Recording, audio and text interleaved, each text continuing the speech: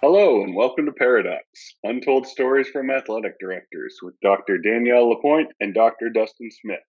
We have some crazy and unique stories for you, which are made possible by our sponsor, Wall of Fame. At the Wall of Fame, our mission is to bring your school's legacy to life. We transform school tributes to make it easier than ever to celebrate your whole community, showcasing your school's diverse history, proudest moments, and top role models. We understand that the true value of our Wall of Fame is in your content. Whether you are starting a new tribute or adding to an existing one, we give you all the resources you need to build an interactive experience and take your content to the next level. Speaking of next level, let's check in to see what Danielle and Dustin have for us today. Today we have Thomas Fredrickson, also known as Freddy, with us. How are you doing today, Freddy? I'm doing wonderful. It's spring break here, so I'm living the dream right now. So you're on a little bit of a break, but is it springtime there really is the question. Well, like I said, the first half of the week is winter. The second half of the week is supposed to be spring. So it's South Carolina weather for you. At least you're getting some spring in there then. That's right. Yeah, so Freddie's obviously from South Carolina, as we were just talking about, and Dustin, you're over there on spring break too, aren't you? Yeah, I'm spring break here in Greenwood, Arkansas, and we're similar to Freddie. We usually what hits us ends up hitting him. It's just a matter of when that is, when that makes it across the country. But um, we're a balmy 58 degrees right now. So we're really not the first day of spring you would expect, but that's what we have and that's what we're dealing with. But man, we're not here to talk about weather. We're here to talk about Thomas Fredrickson and the excitement that we get to have is, man, we got to up our game today because Mhm.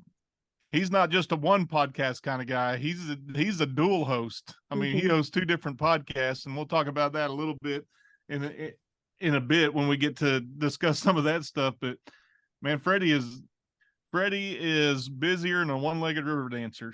I mean, he is moving constantly, and probably we'll talk about that a little bit too because we just got some information regarding, as he refers to it as popcorn.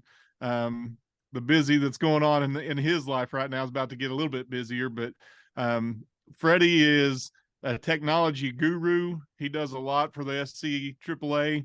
As far as the technology side of things, he's a national faculty member and teaches a technology course or two that he's a member of.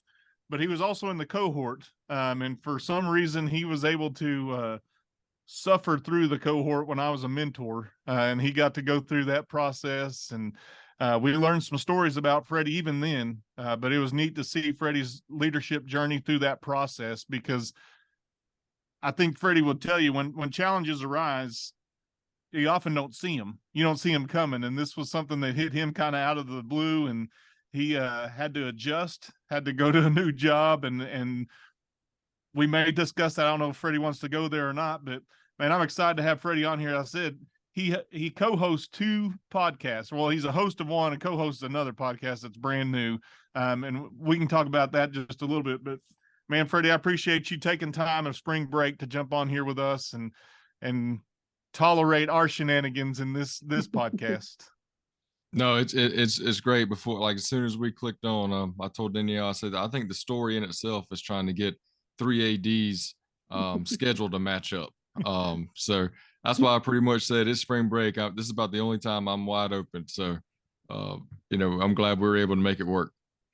So let's talk about the big news. And we talked about it just before we got on here. Freddie's going to be a dad again. He just made that official. I follow him on Twitter, so I got to see that announcement. And the tiebreaker is going to be had. Oh yeah, I've got a daughter and I've got a son. So we're breaking the tie, and the wife says this is the final one. So there is no, let's try again, type deal. She said this one breaks the tie, and then that's it. Well, congratulations on that. I know there's nothing more exciting and nothing more challenging than being a dad, especially of a brand new child. I remember when I first did, and they sent us home with a kid. I'm like, whoo, there's no instruction manual. I mean, they're screaming and crying, and what do you do with that? And but I know that it's an exciting time around the Fredrickson household, and I'm excited for you guys to deal with that. So Yeah, it should aside from be. that, Freddie, here's what I always like to ask. Tell us a little bit about what the resume doesn't tell us. We can talk about all the accolades. We can talk about your involvement at the national level. But what does Freddie like to do outside of this crazy world that we call AD? Relax. I mean, really, and I think every AD will say that. No, but it's good because I married a sports fanatic as well. She played softball growing up and would have played in college, but at the time Clemson didn't have college softball, so she's like, well, I'm going to Clemson anyway. So she didn't play, but no, so that's what we do on our downtime is, even though it might not be the school, the middle school, the high school setting, we're still at athletic events, going to Clemson games. Again, big Clemson fans. Um, so it's nice to always go support them and be able to sit in the stands sometimes and not have to be in charge. So I mean, really, just families first for me, and the people that know me know that that's who I put first, and everything I try to do is for them. So you talk about Clemson didn't have a softball team at the time. Danielle, I like to be educational in this process, but when did Clemson restart their softball program? Because it hadn't been that long. No, it was 2020. So that was their first year, and we went to pretty much every home game until March 13th of 2020. So we got to go a couple of weekends, and then it shut down, and they were on a roll. And I think they did a very good job last year and got pretty deep into the series as well. Had a phenomenal freshman pitcher last year, so they're doing well for only being really 3 years old. Yeah, and they got beat by my beloved Oklahoma State Cowboys, if I remember, or Cowgirls, yeah. I guess Oh, is yeah. what we could say. But a lot of orange going on there. But we talk about you being a Clemson fan. Let's paint on a map where you're at in South Carolina exactly. What's your location and where do you serve? Yeah, so I'm in Greenville County. I get the glorious honor of serving with Daryl Nance. He's our district AD. But if you don't know where Greenville is, it's probably about 45 minutes away from Clemson. Only probably about an hour and a half, depending on what part of Greenville, away from the University of South Carolina. So we're kind of the top left corner, if you want to say, of South Carolina. Kind of stuck around. It's kind of a great location because all the districts and the counties we play, there's a ton around us. But we're one of the bigger ones. And definitely when it comes to school systems, we are the largest school system in South Carolina, with 15 high schools and 20 middle schools. So you talk about middle schools. Let's talk about your two podcasts. You started one as middle school AD podcast that you want to just talk about, and really let's talk about what those are. So give us a brief synopsis of both the middle school and your AD podcast. Yeah, so when I started 8 years ago as an AD, I started at the middle school level. Loved it, loved everything about it. I'm one of the crazy ones that I enjoy the middle school age. A lot of people don't, but I actually enjoy that age. And so I started there, and then was there for 2 years. Then went to the high school for about 5 or 6 years. Then I came back to middle school this year, and listening to all the great podcasts out there that that have to deal with leadership and ADs and things like that. But I'm like, there's nothing that focuses on the middle school. And the middle school AD and the middle school athletics is a whole nother beast in itself. I mean, yeah, you can take some similar things from the high school and different things like that, but you've got to reach these kids a little differently than you do a high school student and athlete. So spun it off back in September, and we've had some great conversations here.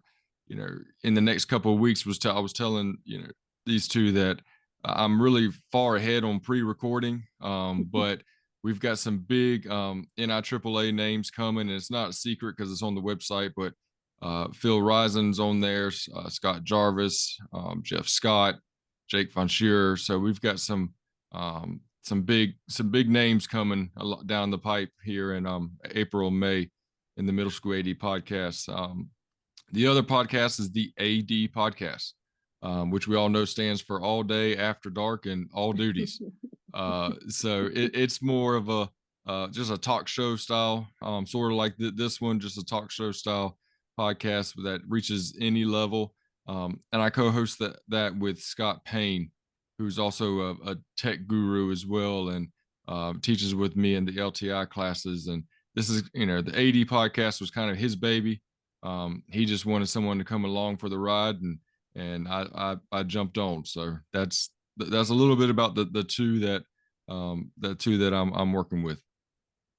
Now you can think about middle school athletics, and just sometimes the stories that can come strictly from that, whether that's basketball and kids scoring in the wrong goal, just trying to figure out their way. We're oftentimes with that age group, sometimes walking and talking are challenges to do both at the same time. So I'm excited to hear from your perspective some of your stories, and I don't know anything about them. Danielle loves the stories part, and she said she got the info sheet, so she knows what you may be talking about. But I like to fly blind into these so you can get my natural reaction. So let's just jump straight into stories and talk about some stories from the view of Freddy. All right. Well, I guess I put two down. The first one that came to mind, as soon as I got the invite from you was my first year, actually, when I went to the high school. So again, I was a 2-year middle school AD, loved it, had a great time. Went to a high school here in Greenville County that is known for it's a basketball school. Winning multiple state titles, that if they didn't win a title, they were very far in the playoffs. Again, just a basketball school, packing the gym, standing room only. So, we got through football season. Football season was, it was okay. It wasn't a football school. But I knew that the pressure was coming up. It's basketball time. So very first home basketball game, again, not only in a basketball school, but also as a high school athletic director.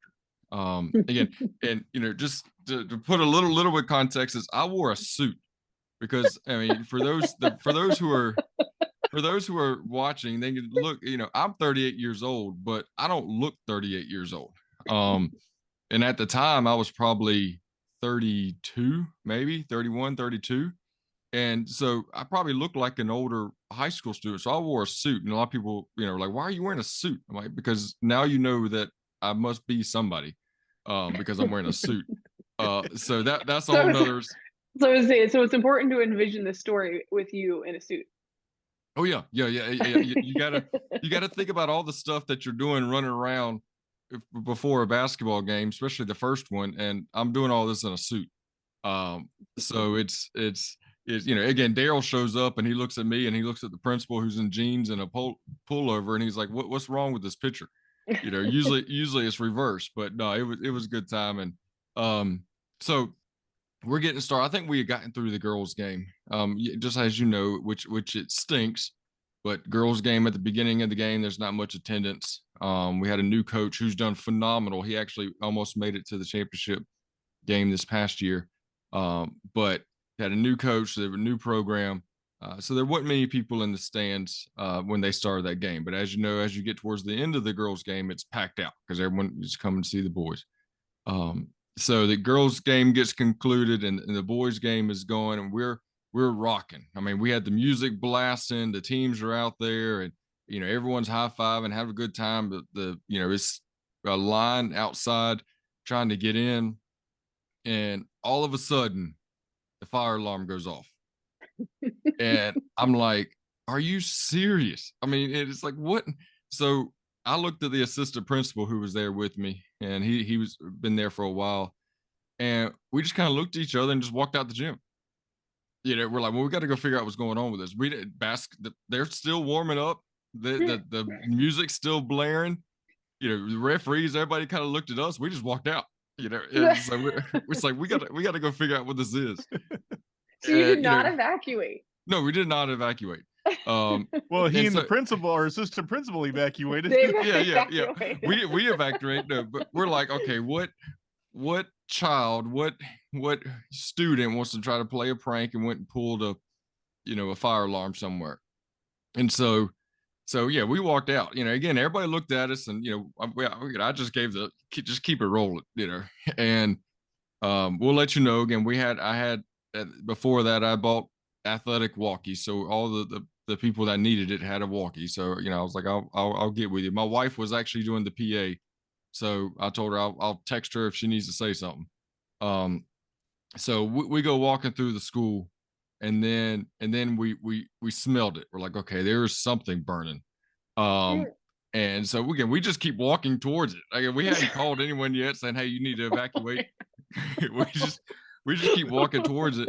And so then we finally turn the corner, and then you see smoke and all that. And one of our custodial staff is just standing there with his hands like over his mouth, just looking at something, was where the smoke was coming from.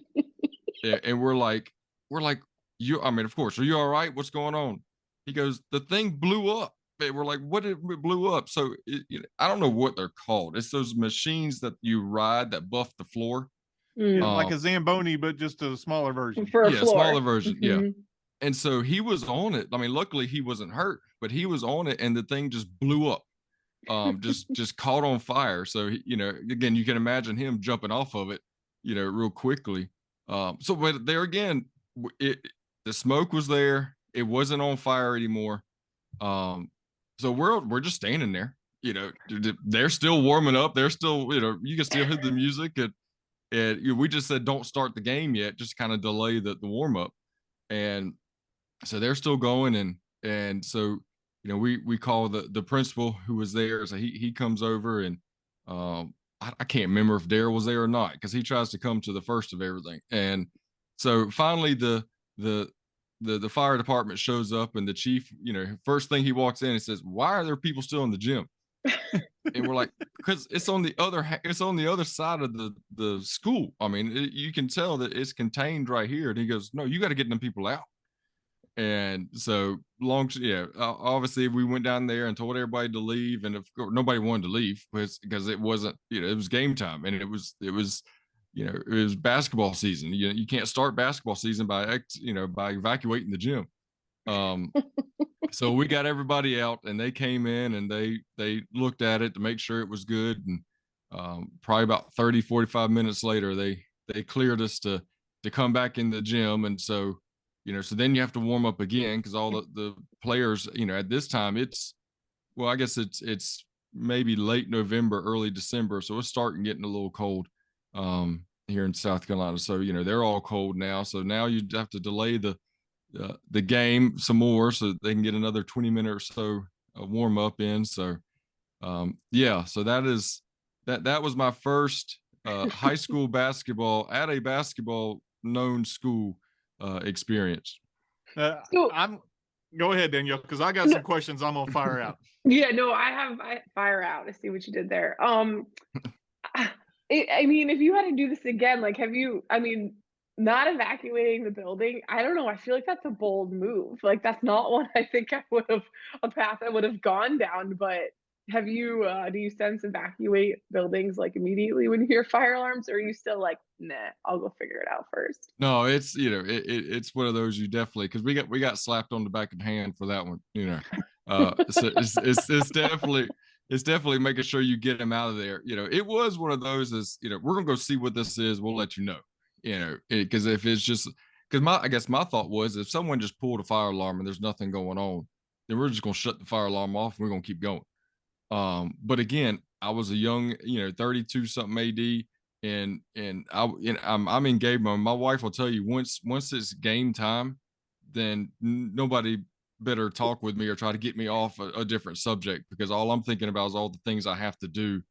And so, so again, to me, everything was picture perfect. Everything's been going right along, and we're we had this great hype playlist, and it fed right into the announcing, and I'm like, no, you can't throw us off schedule. I mean, we're on schedule. And I don't care if the fire alarm's going off. You cannot throw us off schedule. And so no, but it was a good time.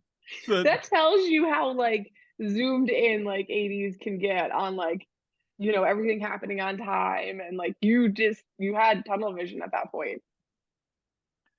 Yeah, it's clear that he was laser focused. And what I want to ask, Freddie, we just kind of just brush past this statement. You said your wife was doing the PA. Oh yeah. Oh yeah, and there was no part of you that said, "Hey, honey, we need to get you out of here. All these other fools we can leave in here." But you left your wife in there while you went to find out what the problem was. Yeah. Well, I think the side of me too was like, well, she's a school teacher. She's got her master's in education admin. If all the administrators are down the hall worrying about this and something pops off, she's fine. She's got it.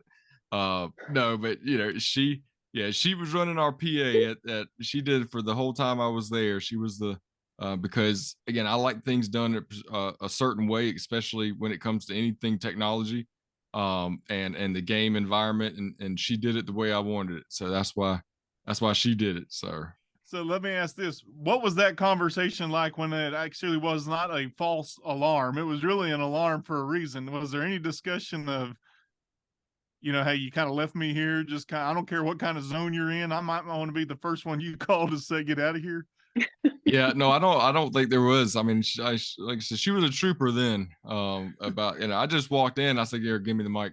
And I was like, it was one of those. Is obviously y'all know what's been, you know, this thing's been going off, and I'm like, y'all got to get out. The chief tells us you got to go, so y'all got to get out for about, you know, hopefully a couple minutes. I like that it's been like going off for 10 or 15 minutes, and like you're like, no, it's real. I know it's been going off for 10 or 15 minutes, but like now you gotta go.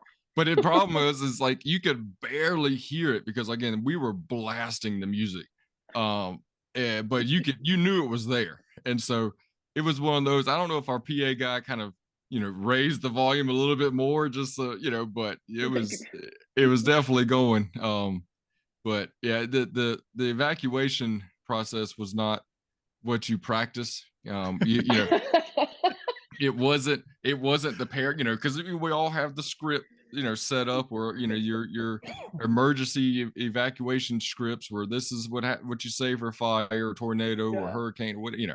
It definitely was not the fire drill paragraph. It was, you know, I guess y'all got to get out for here for a little bit till we figure this thing out. So it was a good time, but I think some of the parents and the spectators saw that I was trying to do everything in my power to get this game going.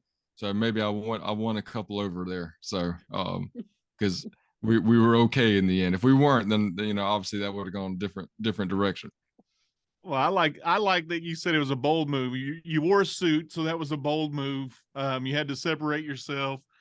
You left your wife sitting there with the PA and let the game go on while you went and found out this problem.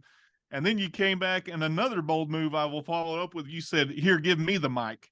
That's right. I mean, she was the PA the whole time. "Here, give me the mic and let me handle this from this point on." I mean, I tip my hat to you. That's bold. You had bold moves all night long. Oh yeah, like I said, it's. I probably heard about it later, because I know I've had other bold moves. I mean, it just there was other times that, you know, even in that athletic walkie. Again, I wore an earpiece, so a couple of the little, you know, kids walk up and they asked me if I was part of the Secret Service because I'm wearing a suit and I've got this little earpiece in, and I'm like, no, if I don't have the earpiece in, I'm not gonna be able to hear the walkie, if someone's trying to call. And so, you know, so she had an earpiece, the officer did, you know, the assistant principals, the assistant ADs, whatever. And there was a couple of times, you know, later on that she would, you know, I would say something and she was like, you know, if you want to do this job, you come up here and do. I'm like, you know, then it's a text and her go like, you do have to remember there's like 10 other people on this walkie. She goes, I don't care. So. Wait, did you say there was an officer there? Oh yeah, we had to have an we probably had 3 of them there. So wait. So you also got like 3 officers to ignore the fact that the fire alarm was going off and you didn't need to evacuate? Yeah. So I think what kind of suit you were wearing, but it must have been some sort of power suit because you just. Well, I think our SRO now, I think she actually walked down the hall with us. You know, so because, you know, obviously she knows the school because she works in it every day, and so, you know, the 3 of us, myself, her, and and the assistant principal go track it off, trying to find this thing. And I think she's the one that actually called it in. You know, because obviously the fire station got that their alarm was going off, and I think she's the one that actually got on the walkie and said, "Yeah, we need some people down here." So I hey, like the fact that you have to text her separate and said, "Hey, there's more people on this." that's right. Yeah, that's a different story. That's or whenever I get up there, you know, or by her, just remind her, say, "Hey, you know, my boss is on this walkie, and you know, and my assistant ADs and all that." Which I had a great assistant AD the whole time I was there. He was our strength coach too, and he would, especially if we were standing close to each other, he would glare over and you know and give me a look because he knew, but he was a good guy. Did you So- pay her to do the PA? Not with money, but as you all know, I had to Mm. pay in some other aspect. Mhm. You know, mainly with her, it's massages. So she's just, you know, a back rub, you know. Mhm. So I don't that's, know. I kind of like her wife. I've never met her, but I would like to. oh yeah, she's great. And well, I mean, her philosophy was if I'm not at these games helping, I never see you. So that's kind of where it came from. And then when we had our second child, who's going to be turning 2 in May, you know, she wasn't at as many games, and I definitely could tell because you know by that time she was a well-oiled machine. She already knew what to do and what I wanted her to do, and all of that. So then I had to train some random parent to do it, which was stressful enough in itself. So Did you have to have with those parents? Did you have to have those conversations? Hey, my boss is on these walkies too, or did that conversation? no, not because they respected my role, if you want to say, is the You just called her a well-oiled machine on the That's right. podcast, so Yeah. like I'm still on team wife. I mean, she's amazing. Like I say, yeah, but yeah, again, to her, I was just Freddy. I was just, you know, the husband. You know, I wasn't the AD, or I wasn't the event manager, or whatever you want to call it for that gate. You know, with the other help, if you want to say it was okay. Yeah, he's still an admin. He's still a quote unquote authority figure, but you know, I'm not an authority figure to my wife. I always said I may be the head of the household, but she's the neck, and she turns me any way she wants me. So But my wife, she'll text me like I'm on a road at a game and we have light poles go out at a football game. And my wife was watching the live stream because she wasn't traveling. We didn't have a kid playing or anything. So she texts me and just says, "Not your problem. I know you're going to try to fix it, but it's not your problem. You let them handle it. This is their field." And I said, well, that actually is my problem because I got to communicate with our coach and the officials and figure out what our plan is, whatever. But she is my assistant AD without me having to pay her. But she's also that person. I'm sure you guys could probably both agree that they kind of bring us back down to earth sometimes. We think we've got it. We're laser focused sometimes, and they get our focus a little bit broader than what it was originally. oh yeah, you get an award of some sort, and it's like, yeah, well, congratulations. You know, you know, everyone else is like, yeah, this is great. You've done a great job, blah blah. And you go come home, and she's like, yeah, congratulations. You know, it's like, come on now, you know. But no, she's great. She's phenomenal, and the problem is she has a good relationship with Daryl too. So if Daryl's not getting if Daryl's not getting out of me what he needs out of me, he just calls her and say, hey, would you get him in line and tell him that he needs to do this or turn this in or whatever the situation is. So and I bet her response is absolutely. Oh, of course. Consider it he's done. like, yeah, he's like, I know, you know, sometimes he looks and downs to sees me calling, he might not want to answer. But when he sees you calling, he knows he better answer. So you know, no, it's all good. We've got a good little thing going. So the custodian was fine. The Zamboni was obviously out of commission. You had to get a new one, but I guess all was well, and the fire alarms finally did go off then. Oh yeah, everything was great, and you know, we went rolling, and I think that year we ended up winning the state championship back to back in basketball. So it all worked out. It just the very beginning of it was, I'm like, no, this is, I can't start my first game at this school with clearing the gym on a year that we're supposed to be very good. So, and I can imagine the response of the people like, wait, what?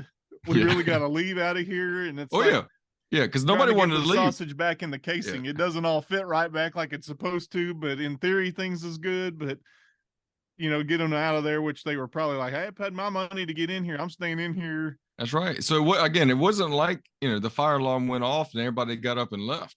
I mean, everybody just sat there. and of course, everybody looks at us or looks at the coach or looks at somebody that is in charge. And like I said, I look at the assistant principal and we stand there for about, a couple of seconds going, are you serious? And then we're like, well, let's go see what it is. And so then we walked out because the kitchen was really, and the cafeteria was like right there. You had to walk through the cafeteria to get to the gym. So we're thinking, all right, if there is something, it's probably in there, right? You wouldn't think it'd be somewhere else, but no, we found it the furthest away from the gym it could be was where it was. But yeah, that was a fun time. So it sounds similar to Arkansas in this respect, and Danielle got a little taste of this. When tornado sirens go off, they go off in the county. So there may be a tornado 20 miles from you, but your sirens still go off because it's coordinated with the county. Mm-hmm. And your fire alarms were going off, and it was the far reaches of the building, but it still went off in the gym because there's a potential that could spread, obviously, to that point. But I just love the fact that people just sat there, fire alarms going off, and they ain't worried about it. It's like it's just another day in the life here at our school. Yeah, and the AD and the AD and the assistant principal walk out the gym, and everybody's just still sitting there. So, I mean, that's just the basketball culture that school had, and it was just, I mean, they didn't want to leave either. I mean, they were ready for this season to get going. So, well, I guess that can probably be our PSA for this episode. The Paradox does not condone ignoring fire alarms in the gym. That's right. Listen to the fire alarms. I mean, I think it's awesome that you and the assistant principal evacuated, but nobody else did, and nobody else was alarmed at that point to be concerned about that. And I always find it fascinating, like at football games, if you have a lightning delay and you tell people, hey, you need to evacuate the stadium, they just sit there on the bleachers like, hey, I'm on metal bleachers. I don't care. I mean, if it strikes, it strikes. But it just amazes me the wherewithal some people have to just say, you know what, I'm going to ride this dude out. Oh, yeah.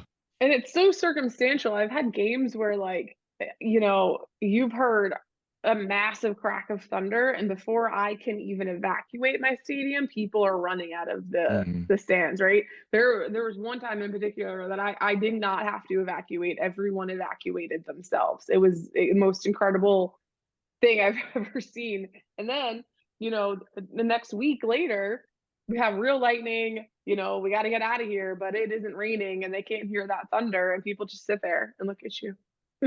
Like, you gotta go.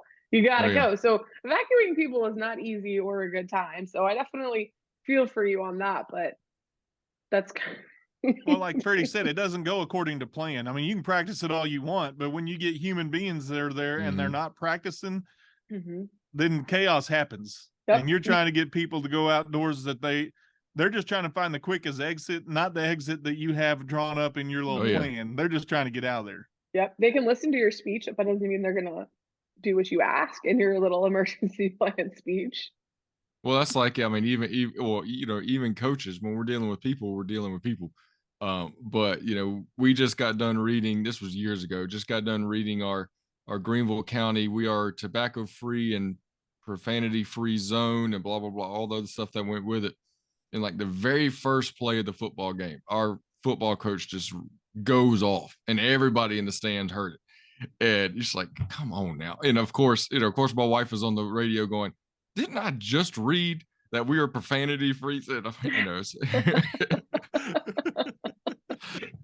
It's like, all right, so. Oh, that's funny. Well, speaking of storms, though, you had an interaction with another storm, though, didn't you? Yeah.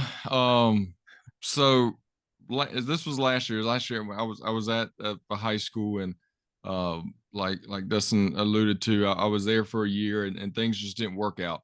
And this might have been one of the nails in my coffin too, but it so it was September, and I was, I got hired at this school by one principal, and then that principal, like a week or two after hiring me, said he's going to the district office.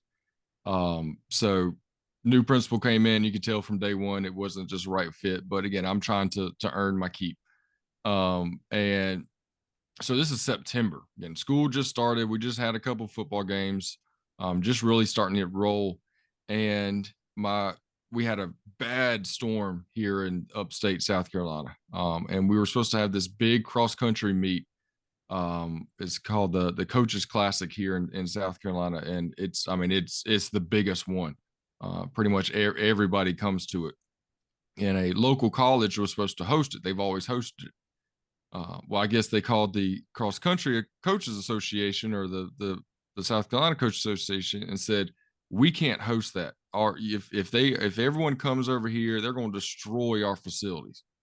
Just because of how wet and soggy and muddy and all it was. Because, like I said, it had been raining hard for a couple of days. So my cross country coach called me, who's pretty well known in the state, and said, "Hey, we've got a course. Ours usually drains pretty decently. They're asking if we can host it. This is the 10th largest school in the state. We've got the need or the means to." With the facility, the size of our school, can we do this?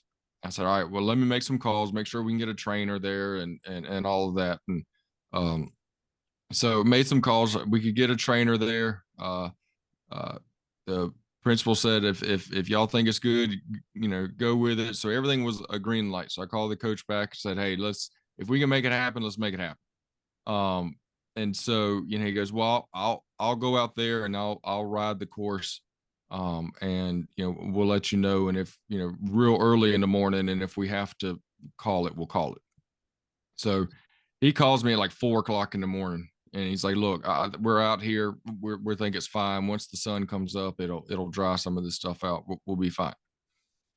All right, great. So everything's on a go. So everything was going great. We had literally just bought an ATV too for the school. So it was like the first outing of this ATV was this cross country meet, which is, I'm glad we got it because it was 4-wheel drive, because there was some muddy parts of it, and he was kind of like the lead car, just like they do on all the other ones. But anyway, so the meet's it's going along great.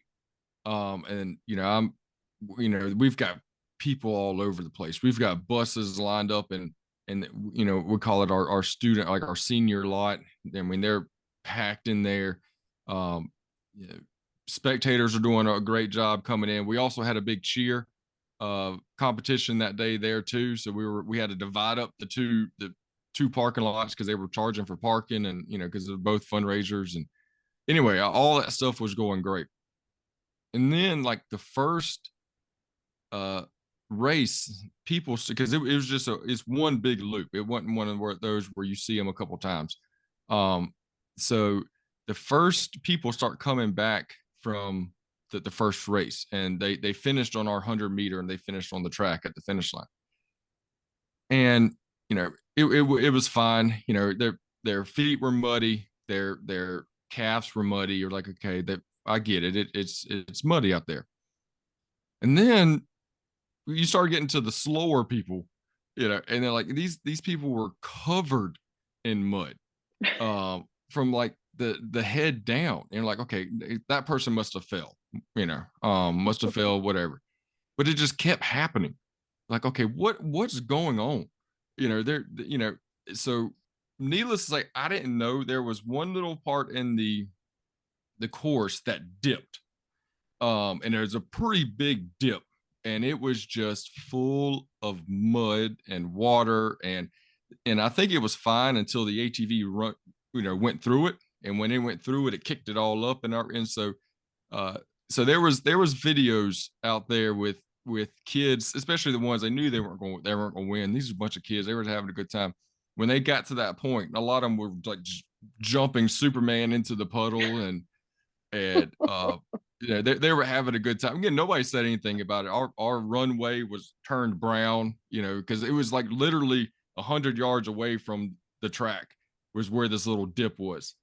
So it was fresh mud, and so our track was turning brown for the 100-meter. And anyway, I'm like, whatever, we can deal with it, we can wash it. Well, there's a big storm, right? Like, what do you expect? Yeah, Obviously, it's going to be a little wet and muddy. So, but the other issue was I guess the main issue, which is where I guess the story comes from, is the band director calls, and he's like, Freddy, where are we supposed to practice for our band competition? I said, well, I don't know what to tell you. He said, we normally our practice area is in the parking lot where all the buses are. That's where we practice. And he's like, is there anywhere we can practice? And I'm like, no, because they run literally through all the fields we have, and nothing was lined. Well, I didn't know that there was one field like way up in the top part of our facility that was lined, that they use for like JV football and C team and all that. But anyway, I was like, all right, so again, trying to problem solve, like you said, trying to, only been on the job for a month or two, trying to make, friends, and be a good guy, instead of just saying, well, I don't know what to tell you, y'all go figure out something else.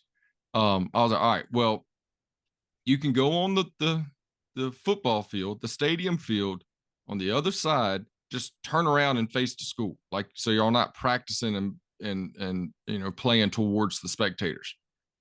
I was in band in high school, and I was also in a school that was very large. We had, and so I'm thinking, okay, this is about the same size of high school that I was in, and we had about 250 people, and we spread out from goal line to goal line, and we just didn't march in a circle. So he's like, all right, we'll do that. So about that time, Daryl calls, and said, hey, how's it going? Just want to check in. I'm like, look, it's going great. I think things are going good. The track's getting dirty, but we'll clean that up. I said, and trying to figure out this band situation. We put him on the other side of the field. He goes, on what field? I said, the game field. He goes, they're going to tear that field up. And I'm like, no, it's band. They'll spread out. They'll make it a little soggy, but we don't have another home game for like 2 weeks. Luckily, we had a bye.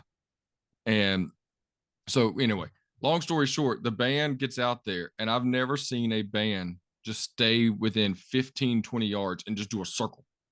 And that's all they did, is the whole band just went in a complete circle. So there was like a 20-yard or 10 by 20 yard thing between like the 50 and the 35 on the scoreboard side for our gym, and it was just done. I mean, there was no grass. It was like 6 inches under what it's supposed to be, and they destroyed it.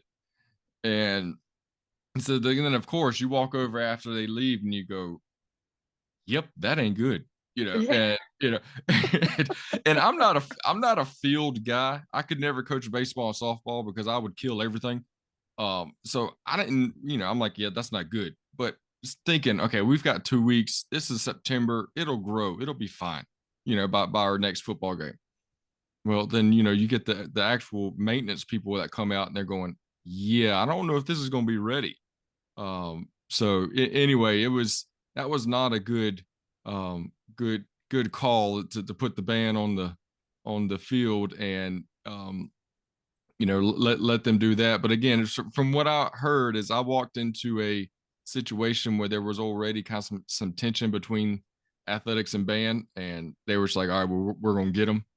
And they did. Got you. They got me. But the next day, that Monday, we got the fire department to come out, and they brought their sprayer, and they were pressure washing the runway, and so it was a lot of cleanup. But hey, Hey, it happened. The kids had fun. The coaches had fun. We just had a little bit of bandaging, if you want to say, afterwards.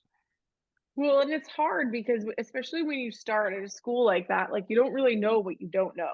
Mhm. You don't know if, where they practice or where else they could practice or how your field, some fields handle that stuff better than other fields, right? And they drain better and the tensions you speak of, that's a lot to hurry up and figure out in a month or two of being on the job. It's not easy.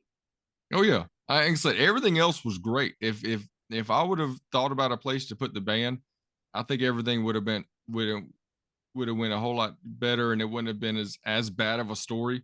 It's just we would have had to clean the track off, but yeah, that was not fun. The district was out there pretty much every day after that for 2 weeks trying to pack it and trying to get something to grow.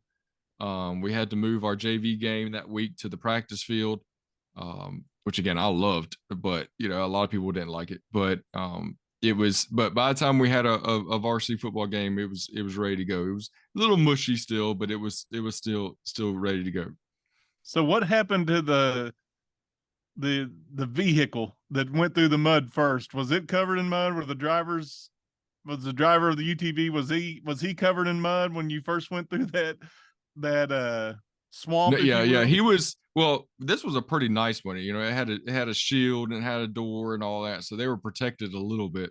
But no, it definitely was worth the purchase because it never got stuck. They put it in 4-wheel drive and they went on, and another issue, and I guess I should have seen it, or should have caught it, but I don't think I did. But before I told the band they could be on there, I think our trainer drove the gator across the field one time to get to the other side, and of course there was tire marks going through the field. Mhm. And so I mean, it was just You're, it was you're one of having a those. great day. Yeah, it was one of those. I'm thinking as an event, this is going off great, Mhm. but spectators and all that, they don't know anything else. But it was the week that followed. Once you sat down and assessed things, you're going, yeah, there was a lot of stuff we did wrong. So, I want to um, know what your next conversation with Daryl was. If he's your district AD who was like, "Hey, that's going to tear up the field," and you're like, "Nah, everything's good to go," and then you got to call him and be like, "Yeah, no, so." he's like, I talked to him later. He just said, I told you. I said, and that's what I said. I didn't think they were going to stay in a 15, 20-yard grid and just go in a circle. I mean, I thought they were just going to spread out. They'd mush it up a little bit, but they wouldn't just destroy one 10 by 20 area. And he's like, yeah, he said, and then that's kind of when I found out that there was already some tension. And he's like, yeah, he got you. That was pretty much the gist of that conversation. The track conversation was, you better get that thing cleaned up. The boss man superintendent's not too happy. You better get that cleaned up. I was like, all right, we're working on it. So I like the fact that you said the slower runners came through and they were just having fun. They just decided to Superman into that that I don't moat. I don't know yeah. what you call it that they jumped into that was just covered Yeah. in mud. Just thought that was a great idea. Well, of course, everyone's got phones now. So, people start figuring out, they start talking, especially that first race. They start talking about there's a trench, that's full of mud. And, a lot of kids, it was small enough to jump over, but it was big enough to fall in, and so a lot of kids would try to jump over it, but the ones that were trying to win the race, obviously. But as once they were in the middle of the pack or not, they just came out. And my thing was, okay, they were just going down in, they were just getting muddy. But then some videos surfaced on Twitter and Facebook and Instagram, and no, these kids are belly flopping into the mud and then getting up and finishing the race. So did you have any bus detail you had to do afterwards? I mean, those kids had to ride back home somehow. Hey, again, like you said, that wasn't my problem. That was no. I think I did take a picture. We had one hose. We had one hose out there, and it was kind of behind our concession stand, and it looked like the marsh, the cleaning, the watering hole. because all the kids were over there with that one hose trying to rinse off. And I mean, it was, again, I thought it was great. I'm like, this is sports. I mean, this is what high school sports is all, about. And, the kids are having a great time. And, because to me, as long as the kids are having a good time, the rest of it will take care of itself. Well, you got the race in, right? Like nobody else could do Yeah. it. You Yeah. did it. Yeah. And And that's then, the thing. So I'm like, at the end of the day, I'm like, this is great. Until I walked over to see what happened with the field where the band was. So I'm like, oh, how was your follow-up conversation with the band director? I don't think I ever talked to him. I think I talked to the principal, and the principal said that he was going to have a conversation with. Now, our football coach was hot. He's like, what would they say if I went into their band room and destroyed stuff? And we're just supposed to let this go. And I mean, I get it. I mean, he had a point. But that, so supposedly the principal, I asked the principal if he wanted me to have the conversation, but he said that he would. So I really never talked to him again after that. Even at football games, when they're playing. So it was one of those things that we just kind of let it go. See, when I was at the collegiate level, I had a collegiate coach that always tell people his gym was a closed practice. Mm-hmm. And he said that because he said, I don't go in their math class and draw up inbounds plays and run those while they're taking their math test or they're doing math. And so he protected his area like it was his classroom. And so you'll have coaches that are very protective, like your football coach was. Obviously, he was mad about his area that was destroyed and wasn't going to be the same for quite some time. But I think we all have coaches that deal with that, and that's a laser focused. Hey, how's this impacting me? Mm-hmm. And when you made the decision, it wasn't that, hey, I'm going to screw football or I'm going to screw whatever. I'm just trying to get this race in and trying to make it the best that it can be. Oh, and also have band practice and still accommodate all that we had to accommodate. But you just see all the ways that can impact so many different people. Just one decision that's made, how that can impact so many different people. And how it's literally based out of Freddy trying to help. He's trying to help the situation, and so he made the situation worse for himself. But I think it's interesting because, Dustin, this isn't the first time we've had band creep into some of our stories. This is Freddy. We're not the, and I'm pretty sure not going to be the last. But yeah, band seems to creep into some of our stories. And didn't someone have like a skull and crossbone or something in the middle of that was Hugh McReynolds they had the pirate out there, that pirate theme. But part of that, I say, again, with me being in the band, and my dad was a band director, I understood that they needed to practice. That's what they do. They show up a couple hours, they practice, and they go to the competition. So it was like, yeah, I'm gonna try to help you out. I don't know where you're gonna go, but it's I'm gonna try to help you as much as possible. And because they couldn't go into the gym, because like I said, we had a cheer competition going on. Because that would have been the first one. We'll just go into the gym, especially if you're all just going to do a 20-yard rotation anyway. You don't need much space. And so, yeah, I don't know. I don't know how I would have handled that different. Hopefully, if I had to do it all over again, I would have saw that practice field that was up there and that was lined, and I would have sent them up there, because if they destroyed that one, it wasn't that big of a deal, versus putting them on the game field. So it was, hey, I thought I did all the correct things, but as it's sometimes, like you said, you're trying to be nice and trying to help out, and ended up being a worse situation than a good one. It's hard to keep everybody happy. I mean, as an AD, obviously athletics is my primary focus, but I also believe extracurricular activities, I don't care what it is, whatever that kid chooses to do, extracurricular activities are great for all kids. So I agree. I would always try to help band or whoever potentially needed, some space, but it gets hard. There's a lot of teams and a limited amount of space on certain campuses, especially if you're dealing with, a big cross country race that takes up a wide region, or storms and weather. So yeah, you were in a difficult spot there. Well, we also found out, if nothing else, we found out how laser focused Thomas, Freddy, whatever you want to call him, how laser focused he is when it's game time. When that's happening, he's laser focused, and he was just trying to solve the problem. I mean, he may have thought about it said, "Oh, there could have been a field up there," and I maybe seen that. But what he didn't know was the tension that was already there, and they don't ever tell you that in an interview. Mm-mm. They don't tell you that there's people that are out for athletics, or that you have a bad history with this organization or this club or this booster club or this booster president, whatever it may be. They don't give you all that inside information in the interview, so you walk blindly into that. Well, I mean, a week before this, I didn't even mention, again, once the storms, it starts raining, it storms, or once the domino falls, it's just dominoes falling after that. A week before, when my coach was just preparing his course for the season, because this coaches classic is like it's the kickoff. So he was just preparing his course, and he's out there riding on one of the gators we have, and the ag teacher comes over and says, "That's our gator, we need it back." And he's like, no, this has been athletics for ever since I've been here, and I've been here for years. And he's like, no, that's ours, and it's illegal for you to be riding it right now because it was bought with our money, and we need it back.